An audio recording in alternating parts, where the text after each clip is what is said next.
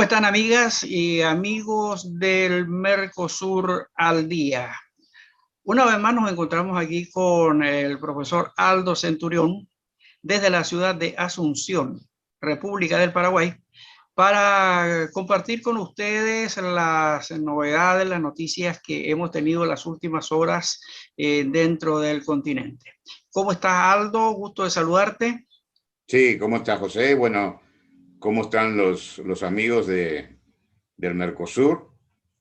Y bueno, un tema muy importante fue la visita del presidente Fernández de la Argentina, que tiene la presidencia pro tempore del Mercosur, a Portugal, a reunirse con el primer ministro, con el presidente de Portugal.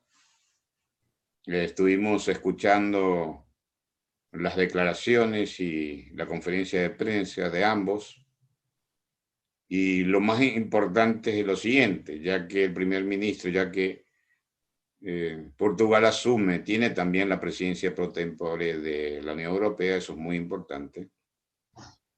Se expresó, especialmente de palabras del primer ministro, la urgencia de que la Comisión Europea presente un acuerdo complementario al acuerdo estratégico que se firmó en el año 2019 entre Mercosur y la Unión Europea, en los cuales se incorporen dos aspectos de preocupación especialmente de los países europeos. El tema del cambio climático y el de la deforestación, en el cual hay un principio de acuerdo ya entre Mercosur y la Unión Europea, y eso habilitaría desde el punto de vista político la aprobación de aquellos países que tenían sus reservas con respecto a la protección del medio ambiente, especialmente de países como Austria, Países Bajos, Francia y otros. Sí, porque ese fue justamente uno de los principales inconvenientes que surgieron por la negativa, principalmente de Francia, para celebrar el acuerdo con el Mercosur a raíz del problema de los grandes incendios que hubieron año 2018-2019 en la Amazonia brasilera, fundamentalmente. Sí, sí, es así. O sea, hay una voluntad política de ambos presidentes pro tempores de ambos procesos de integración, el más consolidado del mundo, que es la Unión Europea, y Mercosur. Hay que tener en cuenta que es un acuerdo muy potente, que es un acuerdo de última generación, porque no solamente incorpora el tema comercial, sino otros temas de interés como el del medio ambiente, de ambos bloques, y representa un acuerdo para 800 millones de personas y es el 25% del Producto Interno Bruto mundial. ¿Sabes, Aldo? Hay mucho que ganar ahí, José, hay mucho que ganar ahí, tanto del Mercosur como de la Unión Europea, especialmente con economías complementarias y donde puede haber, hay mucha más cooperación, comercio y transferencia tecnológica entre ambos bloques. Te iba a comentar que una de las cosas que hay que valorar en este momento, porque el presidente Fernández, que tiene la presidencia pro tempore, ¿verdad? De Mercosur, en el caso argentino, está dando un paso muy importante que a la vez viene siendo, podríamos decirlo, una respuesta anticipada a la presentación hecha por Uruguay a finales del mes de abril. Sí, bueno, pero la cuestión de Uruguay era de flexibilización en las negociaciones. Esto corresponde directamente a lo que se había expresado anteriormente, ¿no? Con respecto al medio ambiente y la protección de la Amazonia fundamentalmente, lo que hablaste. O sea, creo que durante la presidencia pro tempore del Brasil se podrá firmar este acuerdo complementario y destrabar la resistencia de los países, y el acuerdo Mercosur se puede firmar en 1 o 2 años, luego de realizar un poco, porque se hacen las traducciones, se hacen las correcciones técnicas y los ajustes necesarios de tal manera que empiece a implementarse en menos de 2 años. Hay que tener en cuenta que tiene que ser aprobado por cada uno de los países del Mercosur y de la Unión Europea, es decir, 27 países por el lado de la Unión Europea, 4 países por el lado del Mercosur, por sus respectivos parlamentos, luego tiene que ser aprobado por el Parlamento de la Unión Europea, por ejemplo, ¿no? Entonces es un camino y un proceso muy importante, y el Mercosur tiene mucho que ganar ahí, es un gran logro lo que se ha hecho, ahora hay que empezar a implementarlo. Y también obliga a los países del Mercosur a ser más serios y empezar a generar cadenas de valor competitivas en muchos de los sectores. Se habló también de la necesidad de que la vacuna sea universal y es razonable pensar de esta manera en el sentido de que todos estaremos libres del COVID si todos estamos vacunados. Entonces, sí hay un pensamiento de la Unión Europea en ese sentido, y de que el problema es producción. Hay que tener en cuenta que la empresa que ha hecho acuerdo inclusive con el sistema COVAX, como AstraZeneca, ¿no? Ha tenido dificultades en proveer de vacunas a la Unión Europea y también a todos los países de América Latina, por eso estamos teniendo un problema de vacunas. Hay problemas de producción, y se tiene que hacer una cooperación, se espera que esa cooperación sea mucho más fuerte. Hay que tener en cuenta que la Argentina produce los principios activos de la vacuna y luego se completa en México y Estados Unidos, y bueno, y tiene bases tecnológicas de tal manera para ser un productor importante de vacunas y de otros productos de la industria de la salud.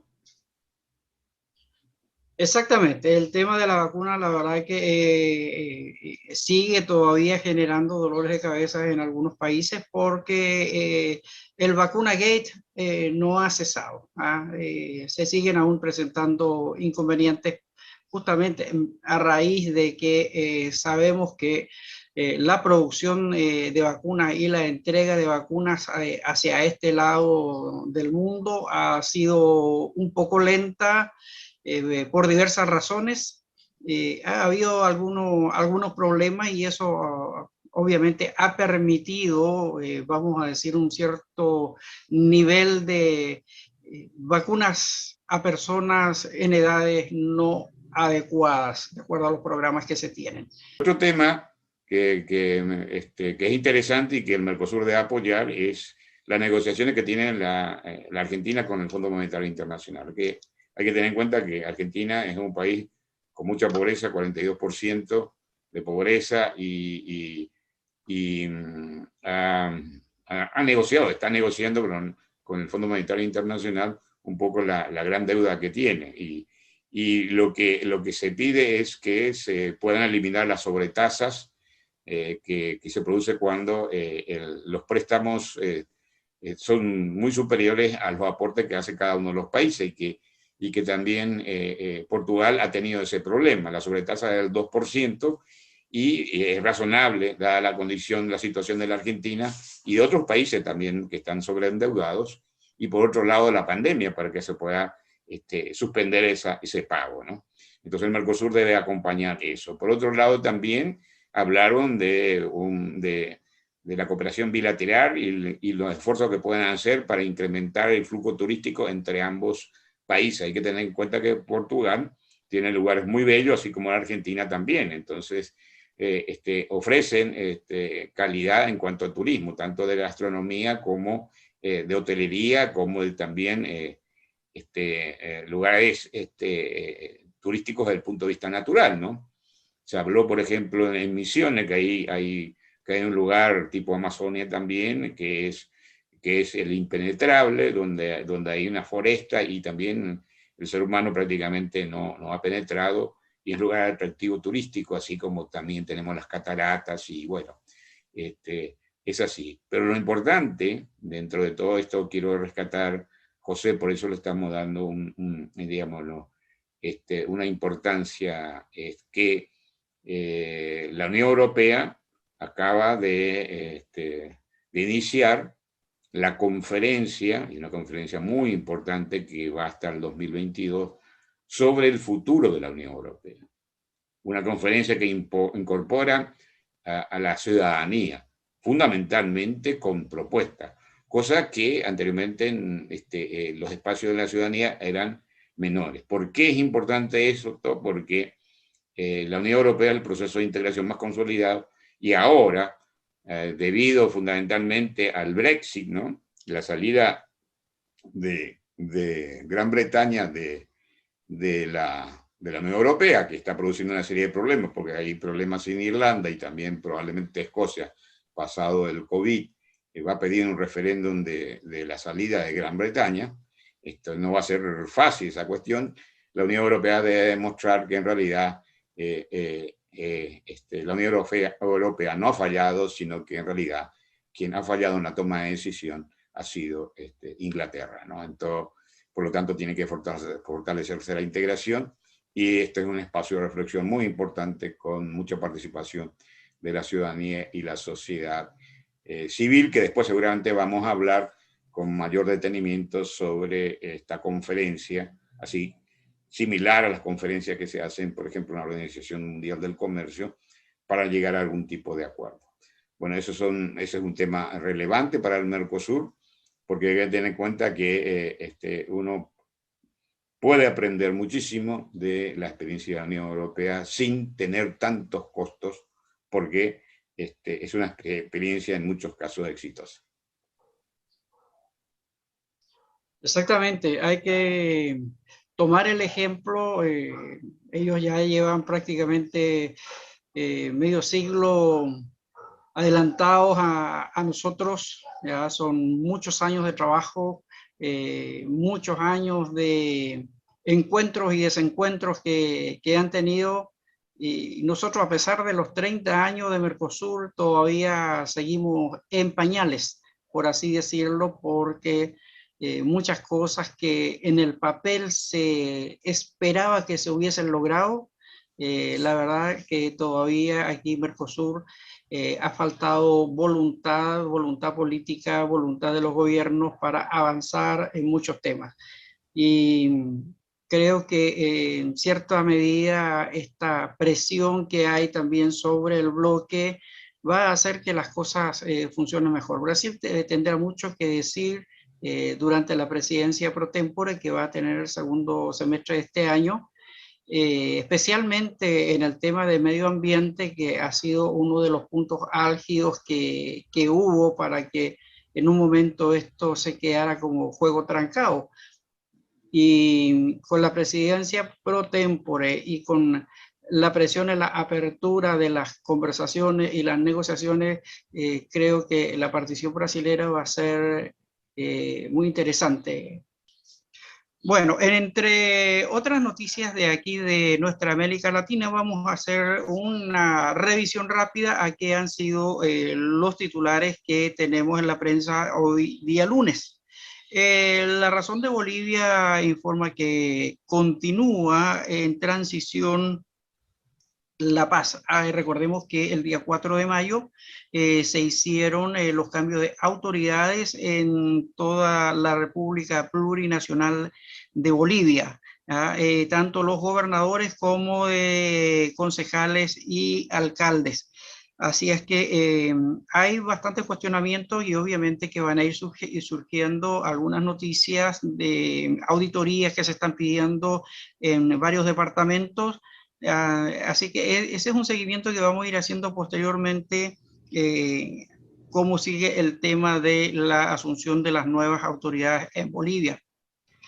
En Brasil, por ejemplo, Globo hoy pone en su primera portada de que en la transmisión del virus los niños son los que tienen la menor incidencia. Es decir, que la juventud sigue siendo los mayores transmisores de virus. Chile se está preparando, Aldo, para las elecciones de fin de semana. Se estima que haya una alta tasa de abstención para el próximo sábado y domingo, dado que las altas tasas de COVID que están bordeando como el 10% prácticamente, no ha bajado de los 6.000 contagios diarios. Y eso está llevando a que mucha gente quizás no quiera participar o asistir. Recordemos que entre el día sábado y el día domingo en Chile se van a elegir los constituyentes para la redacción de una nueva Carta Magna en Chile, como también de gobernadores, de alcaldes o intendentes municipales y concejales.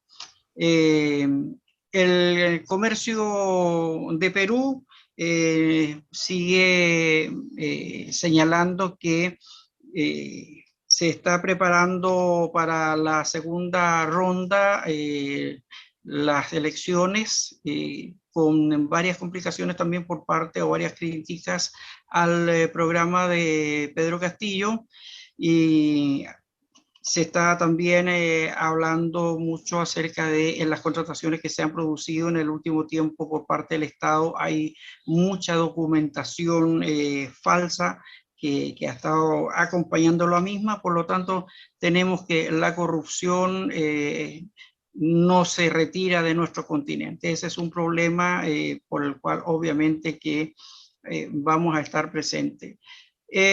Aquí en Paraguay, el diario ABC tiene en portada que el Ejecutivo defiende hoy su ley Garrote ante el Senado. ¿Ya? Esos son algunos de los titulares que tenemos en la prensa de hoy aquí en América Latina. Perú 21 señala que el plan de Castillo espanta las inversiones. El Telégrafo de Uruguay señala que se ha producido en los primeros 8 días del mes de mayo más de 700 contagios y que se reactivan nuevamente las funciones en el astillero en Montevideo. Así es que eso han sido un poco las noticias que la prensa del día de hoy ha estado presentando, a las cuales le vamos a ir seguimiento, como el caso de Chile y Colombia, ya a partir de mañana, a ver cómo terminan las reuniones, las negociaciones que se están realizando en Colombia tras una situación bastante crítica esta madrugada en la ciudad de Cali, principalmente, donde llegó el presidente Iván Duque y donde se encuentra todavía en este momento en la mañana. Sí, José, bueno, y en Colombia fundamentalmente es preocupación no solamente de la región, sino del mundo, por una cuestión de que hay alrededor de 50 muertos y no sé cuántos desaparecidos. Y Más de bueno, 500. y ahí hay, no solamente está la autoridad, están los indígenas que han participado también de actos violentos, están las fuerzas paramilitares que son civiles armados y que están matando a la gente. También la propia policía ha sido bastante extrema, en algunos casos con mucha violencia con respecto a los jóvenes, pero también hay violencia de parte de los jóvenes. Entonces se ha recrudecido la violencia que en realidad estaba disminuyendo. Hay que tener en cuenta que Santos el anterior presidente fue nominado como Premio Nobel de la presidente no Paz. solamente de la paz, sino que ha tenido el premio de la paz a nivel mundial. Sí. Uh-huh. Entonces, y por otro lado, así como hablamos anteriormente, son 50, 60 años de violencia, especialmente entre la guerrilla y las autoridades.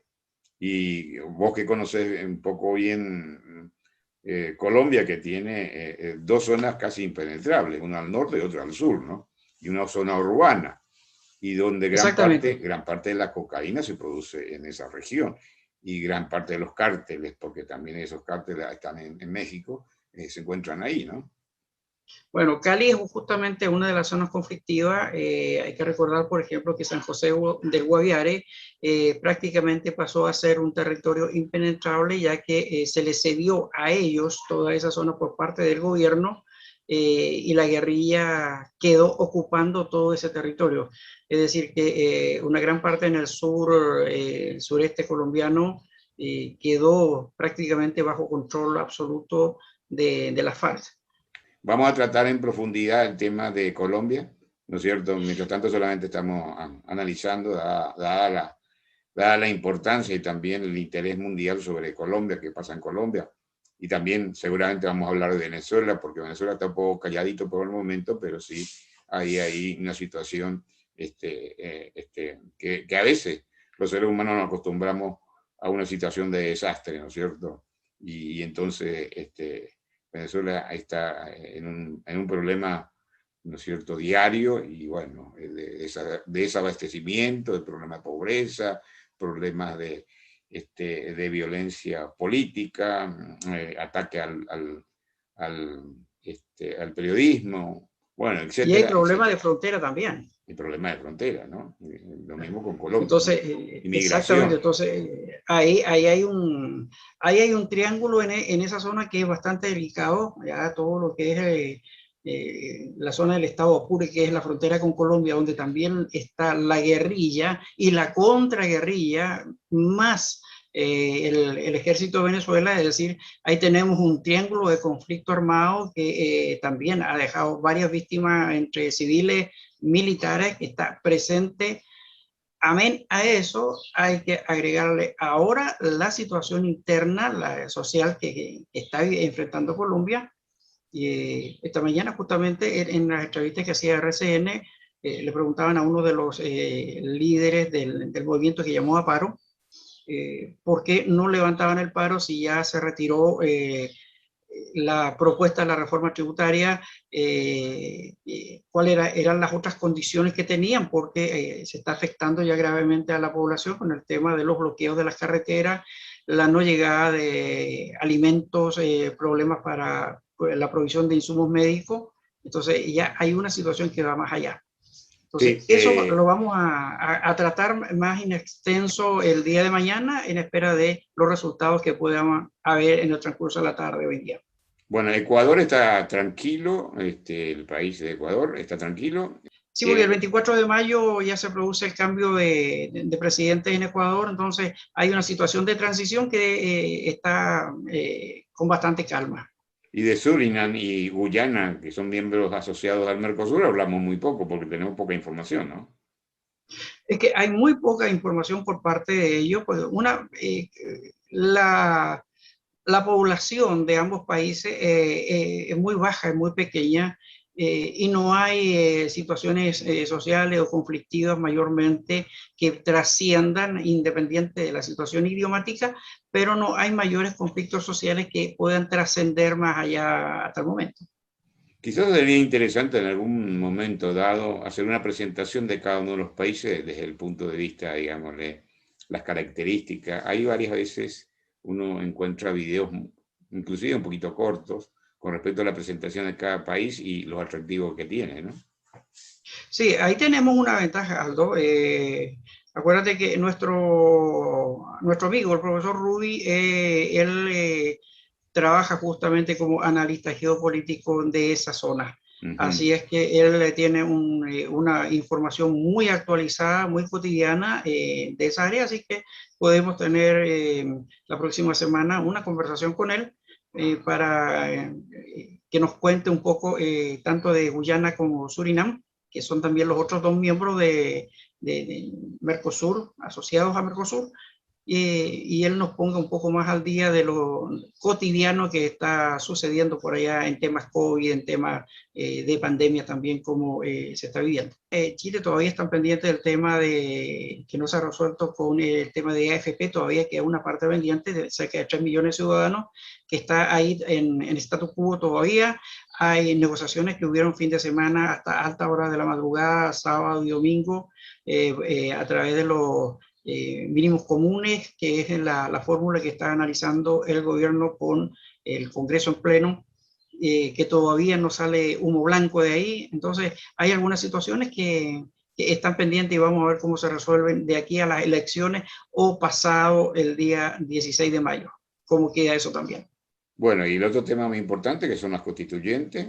¿Por qué? Porque Chile va a estar en la avanzada con respecto a una nueva constitución. Después de la década de los 90, donde la mayoría de los países salieron de regímenes dictatoriales y sus constituciones fueron cambiadas, hay que tener en cuenta esa década del 90, son aproximadamente casi 30 años de tener constituciones nuevas. Chile va a incursionar ahora en una nueva constitución, incorporando muchos de los adelantos y los cambios que se han producido en la sociedad, ¿no? Sí, aparte que Chile está con la igualdad de género, que es una novedad, que por primera vez en el caso chileno, y creo que aquí en Latinoamérica, hay igualdad en cuanto a los derechos civiles y constitucionales para la participación y elección de las autoridades. Entonces, eso es algo nuevo que Chile recién va a estrenarse en eso en esta semana. Perfecto, entonces. Bien.